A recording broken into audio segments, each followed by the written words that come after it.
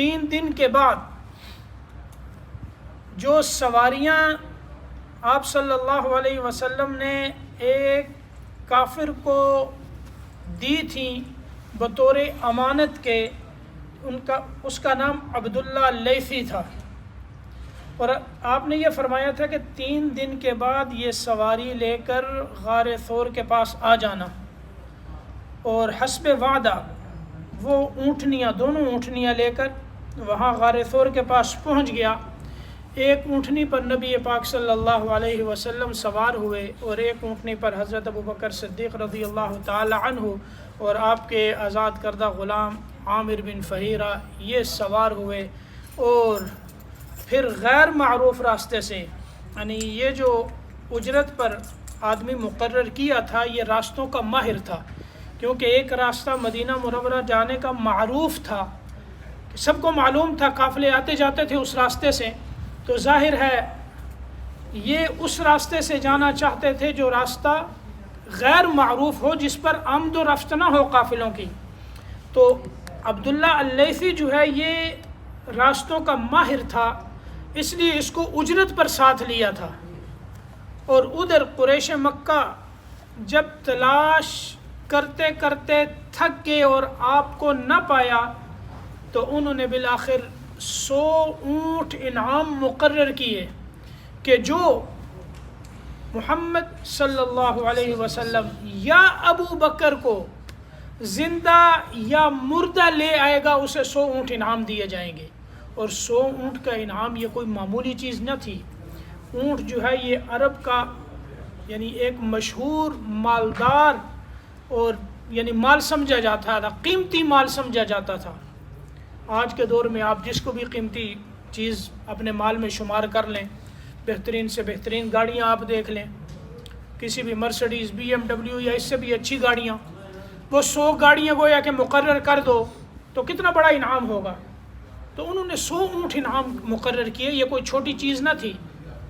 اب اس لالچ میں ہر ایک نے تلاش شروع کر دی، لیکن آپ صلی اللہ علیہ وسلم ساحل کے راستے سے نکلتے ہوئے آگے صحرا کی طرف نکلے تو راستے میں معبد کا خیمہ نظر آیا۔ یہ معبد مہمان نواز خاتون تھیں، بڑی سمجھدار، جو بھی مہمان آتا یہ اس کا اکرام کرتی، اور پھر ان سے کچھ تحفے تحائف بھی انہیں ملتے۔ تو تپتے ہوئے صحرا کے اندر انہوں نے اپنا خیمہ جو ہے وہاں نصب کیا ہوا تھا، اور خود خیمہ کے صحن میں بیٹھی ہوئی تھی۔ تو آپ صلی اللہ علیہ وسلم کی سواری نے معبد کے خیمے کی طرف رخ کر لیا، تو آپ وہاں گئے تو آپ نے ان سے کچھ خریدنا چاہا، ساتھیوں سے اس سے پوچھا کہ کوئی گوشت یا کھجوریں تمہارے پاس ہوں تو ہمیں فروخت کر دو۔ انہوں نے معذرت کی کہ اس وقت تو کچھ بھی نہیں ہے، اور حتیٰ کہ مہمان نوازی کے لیے بھی کچھ نہیں ہے۔ تو آپ صلی اللہ علیہ وسلم کی نظر پڑی، ایک بکری تھی کونے میں، انتہائی لاغر اور کمزور، اس پر نظر پڑی۔ تو آپ نے پوچھا کہ یہ بکری کیسی ہے؟ معبد نے کہا رضی اللہ عنہا، یہ اسلام لے کے آئیں، انہوں نے کہا کہ یہ بکری جو ہے وہ بڑی کمزور ہے اور باقی بکریوں کے ساتھ یہ جا نہیں سکتی، اس لیے اس کو یہیں باندھا ہوا ہے۔ آپ نے فرمایا کہ اس میں کچھ دودھ ہے، میں دوہ لوں؟ اس نے کہا کہ اس میں تو دودھ نہیں ہے۔ اس نے کہا اگر تم اجازت دو تو میں دوہ لیتا ہوں۔ تو معبد نے کہا میرے ماں باپ آپ پر قربان ہوں، آپ دھونا چاہتے ہیں تو ضرور دودھ نکال لیں۔ آپ صلی اللہ علیہ وسلم آگے بڑھے اور اس کی پشت پر ہاتھ رکھا اور اپنا دست مبارک اس کے تھنوں پر لگایا تو اس کے تھن جو ہے وہ دودھ سے بھر گئے۔ ایک بڑا برتن آپ نے منگوایا اور دودھ اس کے اندر دویا، وہ بڑا برتن جو ہے وہ دودھ سے بھر گیا، اور دودھ بھی ایسا تھا جس میں جھاگ تھی اور کمال کا دودھ تھا۔ ظاہر ہے بکری تو کمزور ہے، اس میں دودھ نہیں ہے، یہاں برکات کس سے ظاہر ہو رہی ہیں؟ امام الانبیاء سید المرسلین کا دست اطہر ہے جب وہ تھنوں پر لگتا ہے تو اللہ پاک جو ہے وہ دودھ اتار دیتے ہیں، اور آپ جو ہے وہ دودھ کا برتن بڑا جو ہے وہ بھرتے ہیں، سب سے پہلے معبد کو دیتے ہیں، لے پی۔ معبد خوب سیر ہو کے پیتی ہیں، پھر اپنے ساتھیوں کو دیتے ہیں، ساتھی خوب سیر ہو کے پیتے ہیں، پھر آپ خود جو ہے وہ آخر میں خود نوش فرماتے ہیں، اور پھر دوبارہ برتن منگواتے ہیں، اور وہی دودھ دوہ کر برتن بھر کر یہ معبد کے حوالے کر کر وہاں سے روانہ ہو جاتے ہیں۔ جب ابو معبد آئے بکریوں کو لے کر، تو انہوں نے دیکھا کہ اس خیمے کے اندر عجیب انوارات ہیں، برکات محسوس ہو رہی ہیں، اور پھر دیکھتے ہیں کہ ایک بڑا برتن دودھ سے بھرا ہوا ہے۔ وہ پوچھتے ہیں معبد سے، ان کا نام عاتقہ تھا، معبد، معبد کی ماں، یہ ان کا لقب کنیت ہوتی ہے عرب میں، تو اس سے پوچھتے ہیں کہ یہ دودھ کہاں سے آیا؟ تو وہ نبی پاک صلی اللہ علیہ وسلم کا بتاتی ہیں کہ ایک نوجوان آیا، وہ ایسی برکتوں والا تھا کہ اس نے جو ہے یہ دودھ دویا اور پھر یہ برتن بھرا اور پھر خود بھی پیا، پھر دوبارہ برتن بھر کر یہاں چھوڑ کے ہمارے حوالے کر کے چل دیا۔ اس نے کہا کہ وہ کیسا نوجوان، کیسی شخصیت تھی، کیسی ذات تھی۔ پھر معبد نے جو حلیہ نبی پاک صلی اللہ علیہ وسلم کا بیان فرمایا ہے، صحابہ اکرام فرماتے ہیں کہ ایسا حلیہ مردوں میں کوئی بیان نہیں کر سکا، جو انہوں نے نقشہ کھینچا ہے کہ آپ صلی اللہ علیہ وسلم کی آنکھیں مبارک، ان کے اندر کا جو یہ پتلیاں انتہائی سیاہ ہیں، پلکیں بڑی باریک ہیں، داڑھی بڑی گھنی ہے، اور پھر قد ان کا جو ہے میانہ ہے، نہ چھوٹے ہیں اور نہ لمبے قد کے ہیں، بلکہ اگر بیچ میں کھڑے ہوں تو اونچے معلوم ہوتے ہیں، گفتگو کرتے ہیں تو موتی جو ہے آپ کی زبان سے نکلتے ہیں، حسن و جمال کا عجیب عالم ہے، اور چہرہ ایسا انتہائی تر و تازہ ہے، جسم ایسا ہے کہ اس کے اندر تھکاوٹ کے آثار نہیں ہے، گردن مبارک جو ہے بڑی لمبی ہے، کمر مبارک بہت موٹی نہیں اور دبلی پتلی بھی نہیں ہے، بلکہ بڑی کمال کے ساتھ خوبصورتی لیے ہوئے ہے۔ یعنی آپ کا گویا کہ ایک پورا نقشہ بیان کیا کہ وہ ایسی شخصیت ہے۔ ابو معبد کہنے لگے، مجھے تو وہی مکے کی شخصیت معلوم ہوتی ہے جنہوں نے نبوت کا دعویٰ کیا ہے، اور میں ان کو پالوں تو میں ضرور ان کی مدد کروں گا اور اسلام لے کے آؤں گا۔ بالآخر بعد میں وہ مدینہ میں گئے اور اسلام انہوں نے قبول کیا، ابو معبد نے اور معبد نے رضی اللہ عنہما۔ اب ادھر سے یہ خیمے سے نکلے تو مکہ کی وادی میں غیبی آواز آئی، آواز سنی جا رہی ہے، کہنے والا معلوم نہیں، اور کچھ اشعار کہے گئے جن کا خلاصہ یہ تھا کہ اللہ جزائے خیر عطا فرمائے ان دو ساتھیوں اور رفیقوں کو جو معبد کے خیمے میں اترے، اور وہ دونوں ہدایت لے کے اترے۔ معبد نے ہدایت کو قبول کر لیا، اور پھر سب سے اکرم اور افضل وہ شخص تھا جو ان کے ساتھ تھا، یعنی محمد صلی اللہ علیہ وسلم کے ساتھ تھا، یعنی ابو بکر صدیق رضی اللہ تعالی عنہ، اور پھر لمبے اشعار ہیں۔ بہرحال اس میں یہ بھی ہے کہ قصی بن کلاب کی اولاد، تمہارے اندر ایک سردار تھے، تمہارے اندر ایسی شخصیت تھی کہ تم نے ان کی سرداری کو قبول نہیں کیا، اور پھر جس نے ان کی سرداری کو قبول کیا وہ کامیاب ہو گیا۔ اگر تم انہیں نہیں پہچان سکتے تو معبد سے پوچھو، اور پھر اس سے نہیں تو اس کی بکری سے پوچھو، وہ بکری بتائے گی کہ وہ کیسے سردار تھے کہ جنہوں نے جو ہے ہاتھ لگایا تھنوں پر اور پھر دودھ دویا اور برتن بھرے اور پھر برکتوں کے ساتھ روانہ ہو گئے۔ تو یہ اشعار سنے لیکن کہنے والا نظر نہیں آتا۔ بالآخر انہوں نے جب یہ سنا تو پھر انہوں نے بھی سفر کیا معبد کے خیمے کی طرف، اور پھر کچھ لوگ آئے معبد کے خیمے کی طرف کہ تم نے یہاں سے کسی کو گزرتے ہوئے دیکھا ہے، ایسا قافلہ، ایسی شخصیت؟ وہ کہنے لگی جو باتیں تم کہتے ہو یہ تو میں نے آج تک سنی نہیں۔ اور معبد کہتی ہیں کہ جب وہ آئے تو وہ ایسے لوگ تھے کہ ان سے شر ظاہر ہو رہا تھا، تو میں نے نہیں بتایا۔ بالآخر انہوں نے زیادہ اصرار کیا۔ معبد کہتی ہیں کہ تم یہاں سے جاتے ہو یا میں اپنے قبیلے والوں کو آواز دوں؟ تو انہوں نے کہا کہ بھئی یہ عورت جو ہے نا یہ بڑی سردار ہے، بڑی معزز ہے اپنے قبیلے کی، اگر اس نے اپنے قبیلے والوں کو بلا لیا تو ہم میں سے یہاں کوئی سلامت نہیں رہے گا، پھر وہ وہاں سے واپس ہو گئے۔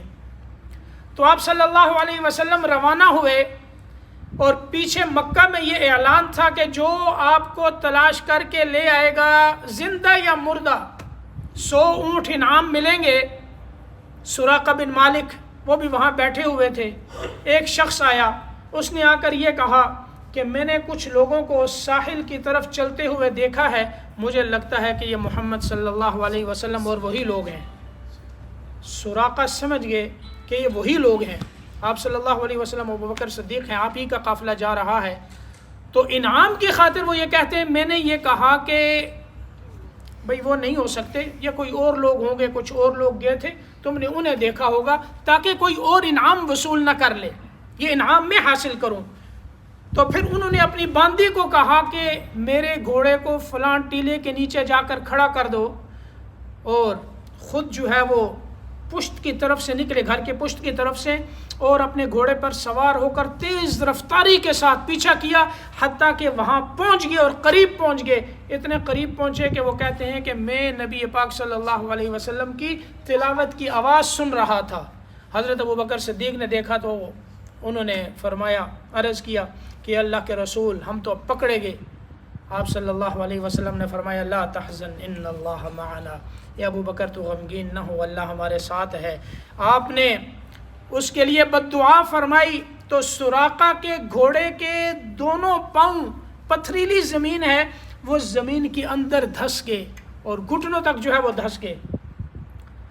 سراقہ سمجھ گئے، یہ بھی بعد میں مسلمان ہوئے، طائف کے سفر کے بعد، فتح مکہ کے بعد یہ سمجھ گئے کہ یہ ان کی بد دعا کی وجہ سے ہے۔ تو انہوں نے کہا کہ میں جانتا ہوں کہ تم دونوں کی بد دعا کی وجہ سے میرا گھوڑا زمین میں دھس گیا ہے، تم دعا کرو میں جو ہے واپس ہو جاؤں گا۔ تو آپ نے دعا فرمائی، گھوڑے نے پاؤں باہر نکال دیے، زمین نے چھوڑ دیا، لیکن 100 اونٹ تھے۔ پھر ذہن میں آیا کہ 100 اونٹ ہیں، پھر کوشش کی، دوبارہ ان کا گھوڑا جو ہے وہ زمین میں دھس گیا۔ پھر سراقہ نے کہا کہ اب میں وعدہ کرتا ہوں، اللہ سے دعا کرو کہ میرے پاس جو سامان ہے یہ بھی آپ لے لیں، اور میں یہاں سے واپس ہوں گا، راستے میں کوئی آ رہا ہوگا اس کو بھی میں واپس کر دوں گا۔ تو آپ نے دعا فرمائی، گھوڑا جو ہے وہ باہر نکل آیا۔ تو سراقہ نے جو سامان تھا پاس پیش کر دیا، آپ نے فرمایا ہمیں اس کی ضرورت نہیں، لیکن ہمارا حال کسی پر ظاہر نہ کرنا۔ تو سراقہ نے کہا کہ آپ اس طرح کریں، میرے لیے امان لکھ دیں۔ تو آپ نے ابوبکر صدیق رضی اللہ تعالی عنہ سے فرمایا، انہوں نے اپنے غلام عامر بن فہیرہ سے کہا، تو آپ کی طرف سے ایک امان لکھا گیا ان کے نام پر کہ انہیں امن ہے، جو ہے ایک چمڑے پر یا کسی ہڈی پر لکھ کر انہیں دے دیا گیا۔ اب یہاں اللہ کی قدرت دیکھیں کہ وہی سراقہ جو آپ کے گرفتاری کے لیے آ رہا ہے، حتیٰ کہ یہاں تک آتا ہے کہ سراقہ نے جو ہے وہ تیر نکال کر جو ہے مارنے چاہے، لیکن کامیاب نہیں ہو سکا۔ تو وہ جو آپ کے قتل کے لیے یا گرفتاری کے لیے آ رہا ہے، وہی سراقہ واپس آپ کا غلام بن کے جا رہا ہے، اور راستے میں جو بھی آتا وہ یہ کہہ دیتا کہ بھئی یہ سارا راستہ میں دیکھ آیا ہوں، اس میں کوئی نہیں ہے، واپس ہو جاؤ۔ تو سارے جو ہے وہ واپس چلے جاتے۔ اس طرح آپ صلی اللہ علیہ وسلم آگے پہنچے تو بریدہ اسلمی رضی اللہ تعالی عنہ یہ ملے اپنے 70 ساتھیوں سمیت، یہ بھی اسی تلاش میں تھے۔ تو آپ نے انہیں بلایا، پوچھا کون ہو؟ وہ کہنے لگے بریدہ ہوں۔ آپ نے حضرت ابوبکر صدیق رضی اللہ تعالی عنہ کی طرف دیکھا اور فرمایا کہ ہمارا کام ٹھنڈا ہو گیا۔ بریدہ ٹھنڈے، تو آپ نے پوچھا، فرمایا کہ کس قبیلے سے ہو؟ بریدہ نے کہا بنی اسلم سے ہوں، اسلم قبیلے سے ہوں۔ فرمایا کہ ہم سلامت رہے۔ اور بنی اسلم کی کس شاخ سے ہو؟ کہا کہ بنی سہم سے ہوں۔ فرمایا کہ تیرا حصہ نکل آیا ہے، یعنی اسلام کا حصہ جو ہے وہ تیرا نکل آیا ہے، سہم حصے کو کہتے ہیں۔ تو بریدہ نے پوچھا کہ آپ کون ہیں؟ آپ نے فرمایا کہ محمد بن عبداللہ رسول اللہ، میں محمد بیٹا عبداللہ کا رسول اللہ کا ہوں۔ تو انہوں نے فوراً کلمہ پڑھا، اشہد ان لا الہ الا اللہ واشہد ان محمدًا عبدہ ورسولہ، اور 70 ساتھی جو ساتھ تھے وہ سارے کے سارے اسلام لے آئے۔ تو حضرت بریدہ رضی اللہ تعالی عنہ نے یہ عرض کیا، یا رسول اللہ اب آپ مدینے میں جا رہے ہیں، اب 70 ساتھی اور ساتھ ہیں، اور بعض روایات سے یہ معلوم ہوتا ہے کہ جب یہ غیبی آواز مکہ میں جو مسلمان کمزور وہاں رہ گئے تھے انہوں نے وہ اشعار کی آواز سنی تو وہ سمجھ گئے کہ آپ ہجرت فرما چکے ہیں. اس کے بعد انہوں نے بھی ہجرت کی اور وہ بھی راستے میں نبی پاک صلی اللہ علیہ وسلم کے ساتھ شامل ہو گئے. بہرحال حضرت بریدہ اور ان کے 70 ساتھی یہ بھی ساتھ ہیں. تو حضرت بریدہ نے عرض کیا یا رسول اللہ جب آپ مدینہ میں داخل ہوں تو اس طرح نہیں، کسی شان کے ساتھ داخل ہونا چاہیے، آپ کے ہاتھ میں جو ہے وہ جھنڈا ہونا چاہیے.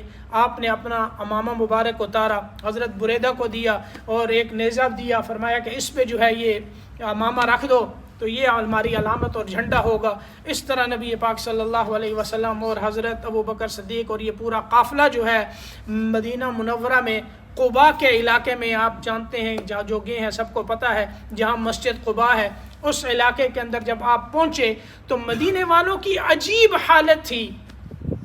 جب انہوں نے یہ سنا کہ آپ صلی اللہ علیہ وسلم ہجرت فرما کر مکہ سے آ چکے ہیں تو روزانہ وہ اپنے گھروں سے نکل کر، حرہ ایک جگہ کا نام ہے، وہاں آ کر انتظار کرتے آپ کب جو ہے وہ تشریف لائیں گے. اور جب دوپہر کا وقت ہو جاتا تو پھر واپس ہو جاتے انتظار کر کر، حتیٰ کہ ایک دن آئے انتظار کرتے رہے اور پھر جب دوپہر کا وقت ہوا تو واپس جانے لگے. اتنے میں ایک یہودی تھا، اس نے دیکھا کہ ایک ٹیلے سے جو ہے وہ آپ صلی اللہ علیہ وسلم نمودار ہوئے ہیں تو اس نے آواز دی کہ ایک قیلہ کی اولاد، یہ اوس اور خزرج کی والدہ تھی، ان کی دادی تھی جن کا قیلہ نام تھا، انہوں نے کہا کہ تمہارے نصیب جاگ چکے ہیں، آپ تشریف لا رہے ہیں. تو دوبارہ سارے جو ہے وہاں آئے اور پھر مدینہ منورہ کے اندر جب یہ آواز پڑی کہ آپ تشریف لا چکے ہیں، تمام انصار جو ہے وہ سارے کے سارے جو ہے وہ استقبال کے لیے وہاں حاضر ہوئے قباء کے مقام پر. آپ وہاں جو ہے آپ نے نزول فرمایا اور کلثوم بن ہدم، یہ عمر بن عوف اس وادی کے اندر، یہ ان کے سردار تھے، ان کے گھر میں آپ صلی اللہ علیہ وسلم نے قیام فرمایا. پھر 3 دن کے بعد حضرت علی کرم اللہ وجہہ جو امانتیں آپ صلی اللہ علیہ وسلم نے ان کے سپرد کی تھیں وہ آپ نے ہر ایک کو اس کی امانت دی. پھر آپ بھی تشریف لے آئے اور قباء کے مقام پر پہنچ کر انہوں نے بھی نبی پاک صلی اللہ علیہ وسلم کے ساتھ کلثوم بن ہدم یہ سردار تھے، ان کے گھر جو ہے وہ قیام فرمایا. آپ نے وہاں مسجد کی بنیاد رکھی، سب سے پہلے مسجد قباء کی بنیاد رکھی. آپ نے ایک بڑا پتھر اٹھایا، اس کو قبلہ رخ رکھا. پھر اس کے بعد حضرت ابوبکر صدیق ایک پتھر لے کے آئے، انہوں نے بھی پتھر رکھا. پھر حضرت عمر رضی اللہ تعالی عنہ پتھر لے کے آئے، انہوں نے پتھر رکھا. پھر باقی صحابہ جو ہے وہ پتھر لاتے رہے اور آپ بھی بڑے بھاری پتھر جو ہے وہ اٹھاتے رہے، حتیٰ کہ اس کے بوجھ کی وجہ سے کبھی اٹھا نہ سکتے تو اپنے پیٹ مبارک سے اسے لگا لیتے. صحابہ نے عرض کیا یا رسول اللہ یہ پتھر ہم اٹھاتے ہیں، آپ نہ اٹھائیں. آپ نے قبول نہیں فرمایا کیونکہ مسجد کی بنیاد تھی اور عظیم کام تھا، تو آپ خود اس میں شامل ہوئے، مسجد قباء کی بنیاد رکھی اور اس کو پھر اللہ نے یہ فضیلت دی، لمسجد اسس علی التقوی من اول یوم احق ان تقوم فیہ رجال یحبون ان یتطہروا واللہ یحب المطہرین. یہ وہاں رہنے والوں کی شان اللہ نے بیان کی کہ اس کے اندر جو ہے اس کی مسجد کی بنیاد تقوی کی پر رکھی گئی ہے اور اس میں جو لوگ آباد ہیں وہ انتہائی پاک صاف ہیں اور پاکیزگی کو پسند کرتے ہیں. آپ صلی اللہ علیہ وسلم نے عمر بن عوف جو بنی عمر بن عوف سے پوچھا کہ تمہاری کیا خوبی ہے کہ اللہ نے تمہاری شان اور تمہاری صفت کے اندر یہ آیت نازل فرمائی ہے. وہ کہنے لگے کہ یا رسول اللہ ہم جب استنجا کرتے ہیں تو پہلے ڈھیلے کو استعمال کرتے ہیں، پھر پانی استعمال کرتے ہیں، ہو سکتا ہے اللہ کو یہی طہارت جو ہے پسند آئی ہو. آپ نے فرمایا اسی پر قائم رہنا یہی طہارت ہے جس کی وجہ سے اللہ نے تمہاری مدح کی ہے. پھر چند روز وہاں قیام فرمایا. جمعے کا دن تھا، وہاں سے آپ نکلے، کچھ ہی آگے جا کر بنی سالم محلہ آتا ہے، وہاں جمعے کا وقت ہو گیا. آپ نے وہاں جمعے کا پہلا خطبہ ارشاد فرمایا. یہ آپ کا پہلا جمعہ اور پہلا خطبہ تھا. مدینہ منورہ میں جب آپ پہنچے تو آپ نے خطبہ ارشاد فرمایا جس پر تقوی اور طہارت کو آپ نے خوب بیان فرمایا. اور بڑا عجیب خطبہ تھا لیکن جمعہ جو ہے اس سے پہلے مدینہ منورہ میں شروع ہو چکا تھا، وہ حضرت اسعد بن زرارہ رضی اللہ تعالی عنہ نے یہ شروع فرما دیا تھا۔ پھر آپ صلی اللہ علیہ وسلم نے ایک خط مبارک لکھا تھا کہ کچھ آدمی جو ہے وہ مسلمان ایک جگہ جمع ہوا کریں، تو اس سے پہلے جو ہے جمعے کا جو انتظام حضرت اسعد بن زرارہ نے کر دیا تھا، لیکن یہاں نبی پاک صلی اللہ علیہ وسلم کا یہ پہلا جمعہ اور پہلا خطبہ تھا، اور مسجد جو ہے وہاں مسجد جمعہ کے نام سے وہاں مسجد بھی بنی ہوئی ہے جہاں آپ صلی اللہ علیہ وسلم نے خطبہ ارشاد فرمایا۔ اس کے بعد پھر آپ جو ہے مدینہ کی طرف روانہ ہوئے۔ صحابہ اکرام کا عجیب حالت اور عجیب کیفیت تھی، آپ کے دائیں بائیں اسلحے کے ساتھ کھڑے تھے، کوئی آگے ہیں کوئی پیچھے ہیں، جس کا گھر آتا وہ کہتا کہ آپ ہمارے گھر میں تشریف لائیں، یہاں جو ہے قیام فرمائیں آپ، اور کوئی اگر آپ کی اونٹنی کی مہار کو پکڑتا تو آپ فرماتے کہ اس کی مہار کو چھوڑ دو، کیونکہ یہ اللہ کی طرف سے مأمور ہے، اس کو حکم ملا ہے، جہاں اللہ کا حکم ہوگا وہاں یہ بیٹھ جائے گی اور وہی میرا جو ہے جائے قیام ہوگا۔ لیکن آپ نے اپنے اختیار سے کسی کے گھر کو خود قبول نہیں فرمایا، فرمایا کہ جہاں یہ اونٹنی بیٹھے گی وہی میری جگہ ہوگی۔ ہر صحابی یہ چاہتا تھا، ہر انصاری صحابی کہ آپ جو ہے میرے گھر میں قیام فرمائیں۔ تو بڑی شان کے ساتھ خود آپ اونٹنی پر سوار تھے اور ابو بکر صدیق آپ کے پیچھے تھے، اور آپ نے اونٹنی کی مہار کو اسی طرح ڈھیلا چھوڑا ہوا تھا، کسی طرف اس کو حرکت نہیں دیتے تھے، حتیٰ کہ اونٹنی چلتے چلتے جہاں مسجد نبوی ہے وہاں آ کر وہ بیٹھ گئی، لیکن آپ اونٹنی سے نہیں اترے۔ پھر کچھ دیر کے بعد اونٹنی وہاں سے کھڑی ہوئی تو مسجد کے ساتھ ہی وہاں حضرت ابو ایوب انصاری، جہاں مسجد ہے اس کے ساتھ ہی گھر تھا حضرت ابو ایوب انصاری رضی اللہ تعالی عنہ کا، وہ اونٹنی وہاں جا کر بیٹھ گئی۔ پھر کچھ دیر کے بعد وہ اونٹنی وہاں سے اٹھی اور جہاں پہلے بیٹھی تھی وہاں بیٹھ گئی، اور اپنی گردن اس نے جو ہے وہ زمین پر ڈال دی، اور حضرت ابو ایوب انصاری تشریف لائے، انہوں نے آپ صلی اللہ علیہ وسلم کا سامان مبارک لیا اور اپنے گھر لے گئے۔ اور حضرت ابو ایوب خود نبی پاک صلی اللہ علیہ وسلم کی خواہش یہ تھی کہ میں اپنے ننیال یعنی بنی نجار کے اندر جو ہے قیام کروں، اور حضرت ابو ایوب انصاری رضی اللہ تعالی عنہ انہی میں سے تھے۔ اور پھر جس مکان میں آپ تشریف لے گئے، یہ آپ نے میرے درس تفسیر میں بھی سنا ہوگا، پہلے جو ساتھی موجود ہیں، کہ یہ جو تبہ آئے تھے پہلے، ان میں سے جو آخری تبہ تھا اس کے ساتھ تقریباً 400 یہودی تھے۔ جب ان کا گزر ہوا مدینہ منورہ کی زمین پر، یہاں کھجوریں تھیں، تو یہودیوں نے اس تبہ بادشاہ سے یہ کہا کہ آپ ہمیں اجازت دیں، ہم جو ہے وہ یہیں قیام کرنا چاہتے ہیں، ادھر ہی رکنا چاہتے ہیں، آپ اجازت دیں تو ہم جو ہے وہ یہیں رہ جائیں۔ بادشاہ نے پوچھا تم یہاں کیوں رکنا چاہتے ہو؟ تو یہودیوں نے کہا کہ یہاں نبی آخر الزمان تشریف لائیں گے، یہ ان کی قیام کی جگہ ہوگی، ہم جو ہے اس لیے یہاں رکنا چاہتے ہیں کہ اگر وہ ہمارے اندر آ جائیں، ہم موجود ہوں تو ہم ان پر ایمان لائیں گے، ان کی مدد کریں گے۔ تو جب تبہ نے یہ سنا تو اس نے ان سب کے لیے وہاں مکان بنوائے اور سب کو اخراجات دیے، اور خاص ایک مکان بنایا اس نے نبی پاک صلی اللہ علیہ وسلم کے لیے، اور ایک خط لکھوایا، اور یہ لکھا اس میں کہ یہ تبہ کی طرف سے ہے، اگر میں آپ کا زمانہ پاؤں گا تو میں آپ پر ایمان لے کے آؤں گا، میں آپ پر ایمان لاتا ہوں، آپ کو پاؤں گا تو ایمان لے کے آؤں گا، اور یہ مکان جو ہے بنایا ہے آپ کے لیے۔ تو اس نے کہا کہ اگر تم جو ہے ان کو پالو تو میرا یہ خط دینا، وگرنہ اپنی نسلوں کو دیتے جانا، وہ یہ خط ان تک پہنچا دیں گے۔ حتیٰ کہ وہ خط اسی طرح آتا گیا اور بالآخر آپ صلی اللہ علیہ وسلم کو وہ خط ملا۔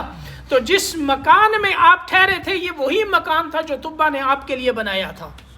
اور اگر یہ کہا جائے کہ آپ خود اپنے مکان میں قیام فرما رہے ہیں، دیکھو بعید بات نہیں، حضرت ابو ایوب انصاری خود نبی پاک صلی اللہ علیہ وسلم کے مکان میں تھے۔ تو بہرحال حضرت ابو ایوب انصاری سامان لے گئے، وہ یہ چاہتے تھے کہ آپ جو ہے اوپر کے حصے میں تشریف فرما ہوں، کیونکہ نیچے جو ہے آپ کو تکلیف ہوگی، لیکن آپ صلی اللہ علیہ وسلم نے نیچے کے حصے کو پسند فرمایا، اس لیے کہ آپ نے فرمایا کہ لوگ جو ہے وہ مجھے ملنے کے لیے بار بار آئیں گے، کثرت کے ساتھ آئیں گے، تو اگر تم نیچے ہوگے تو گھر والوں کو تکلیف ہوگی، اس لیے جو ہے انہوں نے نیچے قیام فرمایا۔ اور اسی طرح کھانا جو ہے وہ حضرت ابو ایوب انصاری کے گھر سے آتا تھا، اور جب جو کھانا واپس جاتا تو جہاں آپ کی انگلی مبارک کے نشان ہوتے، ام ایوب اور حضرت ابو ایوب جو ہے یہ دونوں اس جگہ سے کھاتے تھے برکت کے لیے۔ ایک دفعہ انہوں نے کھانا بھیجا اور آپ صلی اللہ علیہ وسلم نے واپس فرما دیا، انہوں نے دیکھا اس میں انگلیوں کے نشان نہیں ہیں، تو آئے پوچھا کہ یا رسول اللہ صلی اللہ علیہ وسلم آپ نے کھانا تناول نہیں فرمایا؟ تو آپ نے فرمایا کہ اس میں پیاز اور تھوم جو ہے وہ ڈالا ہوا تھا، میرے پاس جو ہے فرشتے آتے ہیں تو اس لیے میں نے جو ہے نہیں کھایا کہ کہیں اس سے بدبو نہ آئے اور ان کو تکلیف جو ہے نہ ہو، لیکن اس کا کھانا منع نہیں، تو آپ نے احتیاطاً جو ہے وہ کھانا واپس کر دیا۔ تو اس کے بعد وہ فرماتے ہیں کہ ہم نے اس میں پیاز اور جو ہے یہ تھوم جو ہے کھانے میں نہیں ملاتے تھے۔ تو پھر اس کے بعد آپ صلی اللہ علیہ وسلم نے مسجد نبوی کی جو ہے بنیاد رکھی، پھر مسجد نبوی کی تعمیر ہوئی، پھر وہاں جو ہے اسلام کو پیش کیا، یہودیوں میں سے آئے اور اسی طرح جو ہے مختلف یہودیوں میں آتے رہے اور اسلام بھی بعضوں نے قبول کیا، پھر اس کے بعد معاہدات ہوئے، پھر اس کے بعد جو ہے غزوات ہوئے، پھر مدینہ کے اس 10 سالہ دور کے اندر جو ہے وہاں سے اسلام جو ہے پوری دنیا کے اندر پھیلا۔ تو بہرحال یہ ایک مختصر سا ایک ہجرت کے حوالے سے ایک مختصر سے ایک تعارف تھا جو آپ کے سامنے بیان کیا۔ اللہ پاک ہمیں نبی پاک صلی اللہ علیہ وسلم کی سچی محبت نصیب فرمائیں۔ اصل یہ ہے کہ دیکھیں دین کے لیے جو ہے یہ قربانیاں ہیں، اور اس وقت قربانیاں دی گئیں۔ آپ صلی اللہ علیہ وسلم کو، صحابہ اکرام کو 13 سال مکے میں کتنی تکالیف کا سامنا کرنا پڑا، اور وہاں کیا تھا کہ آپ برداشت کریں اور صبر کریں، وَاصْبِرْ وَمَا صَبْرُكَ إِلَّا بِاللَّهِ، صبر کریں، یہی تلقین تھی۔ لیکن اس کے بعد پھر جب مدینہ منورہ میں آئے تو پھر جہاد کی اجازت جو ہے دی گئی، اُذِنَ لِلَّذِينَ يُقَاتَلُونَ بِأَنَّهُمْ ظُلِمُوا وَإِنَّ اللَّهَ عَلَى نَصْرِهِمْ لَقَدِيرٌ۔ پھر یہ 10 سالہ دور جو ہے وہ مدینے کا ہے، پھر جتنے غزوات ہیں، جتنے سرایہ ہیں، وہ سارے کے سارے مدنی زندگی سے جو ہے وہ گزرتے ہیں، تو تکالیف ہیں۔ اب مدینہ منورہ میں اس کے بعد بھی جہاد اللہ کے راستے میں یہی تکالیف تھی، تو ان تکالیف کے بعد جو ہے اسلام اور دین اور یہ کلمہ مجھ تک اور آپ تک پہنچا ہے۔ پیچھے سے صحابہ اکرام کی، خود نبی پاک صلی اللہ علیہ وسلم کی بڑی مشقت اور بڑی تکالیف تھیں، جس کی وجہ سے ہمیں کلمہ نصیب ہوا۔ اس کلمے کی، اس دین کی قدر کریں، آپ صلی اللہ علیہ وسلم کی سنتوں کو اپنی زندگی کے اندر جو ہے ہر طرح زندہ کرنے کی کوشش کریں، اللہ پاک عمل کی توفیق نصیب فرمائیں۔ اور اسی طرح کل جو ہے وہ 9 محرم اور پرسوں جو ہے وہ 10 محرم ہے، تو 9 اور 10 کا جو ہے یہ روزہ رکھنا چاہیے، کیونکہ حدیث پاک میں آپ صلی اللہ علیہ وسلم نے فرمایا کہ جو 10 محرم کا روزہ رکھتا ہے، مجھے یہ امید ہے کہ اس کے پچھلے 1 سال کے گناہ اللہ معاف فرما دیں گے۔ تو پھر آپ نے بھی روزہ رکھا، صحابہ کو حکم دیا، بڑے اہتمام سے روزہ رکھتے تھے۔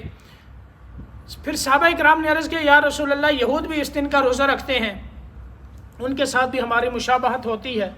تو آپ نے فرمایا کہ اگر اگلے سال میں زندہ رہا تو پھر 9 کو روزہ رکھوں گا۔ اب اس میں یہ بھی علماء فرماتے ہیں کہ صرف 9 کا، یا یہ ہے کہ 10 کے ساتھ 9 کو ملاؤں گا، لیکن آپ صلی اللہ علیہ وسلم اگلے ساتھ بقید حیات نہیں رہے، آپ اس دنیا سے رخصت ہو گئے۔ تو اس میں علماء فرماتے ہیں کہ 10 کے ساتھ 1 دن پہلے ملا لو یا بعد کا ملا لو، تاکہ یہود سے مشابہت نہ رہے۔ اور اس میں بعض علماء یہ بھی فرماتے ہیں کہ اس وقت تو یہود کے ساتھ مشابہت تھی، وہ روزہ رکھتے تھے، آج کے یہود یہ تو روزہ نہیں رکھتے، تو اس لیے اگر صرف عاشورہ کا روزہ بھی رکھ لو پھر بھی درست ہے۔ تو بہرحال جو 2 رکھنا چاہے تو زیادہ اچھی بات ہے، نہیں تو 1 رکھ لیں پرسوں کا، اس میں بھی جو ہے پورا اجر ہے۔ اللہ پاک جو ہے عمل کی توفیق نصیب فرمائیں اور دین کی سمجھ عطا فرمائیں۔